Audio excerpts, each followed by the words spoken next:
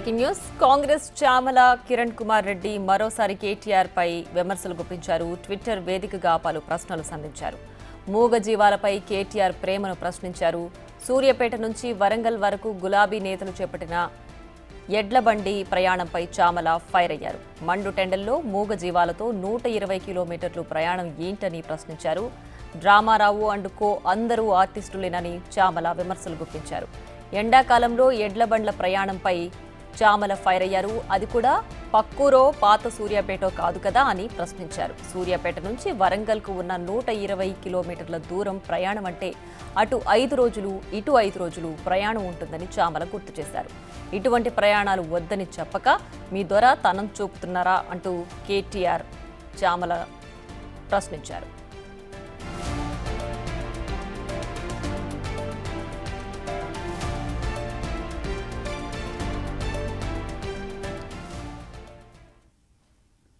కంచె గచ్చిబౌలిలో లేని మూగజీవాల మీద కపట ప్రేమను చూపించిన కేటీఆర్ మూగజీవాల మీద మీ ప్రేమ ఎక్కడ పోయిందని నిలదీశారు.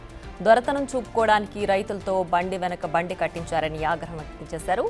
ఎడ్లు మీకు మూగజీవులుగా కనపడటం లేదా అని ప్రశ్నించారు. మీ సభ కోసం ఈ హైటెక్ యుగంలో మూగజీవాలను హింసిస్తారా అంటూ ఆగ్రహాన్ని వ్యక్తం చేశారు. మీకు మూగజీవాల మీదున్న ప్రేమకు లాల్ సలాం కేటీఆర్ అంటూ ఎద్దేవా చేశారు.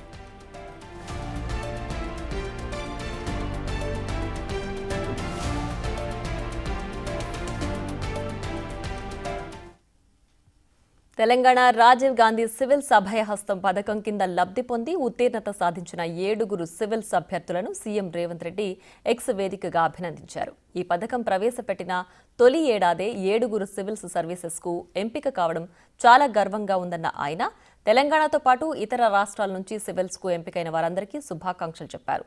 దేశ సేవలో జాతి నిర్మాణంలో మీరు మీ వంతు పాత్ర పోషించాలని ఆశిస్తున్నానని సీఎం అన్నారు. సాయి శివాని, హరిప్రసాద్, ప్రీతి రావర్తి, నాగరాజు నాయక్, సూర్యతేజ, ఆంజనేయులు, సుధాకర్ రాజీవ్ గాంధీ సివిల్ అభయహస్తం పథకంతో లబ్ధి పొంది సివిల్ సర్వీసెస్ సాధించారు.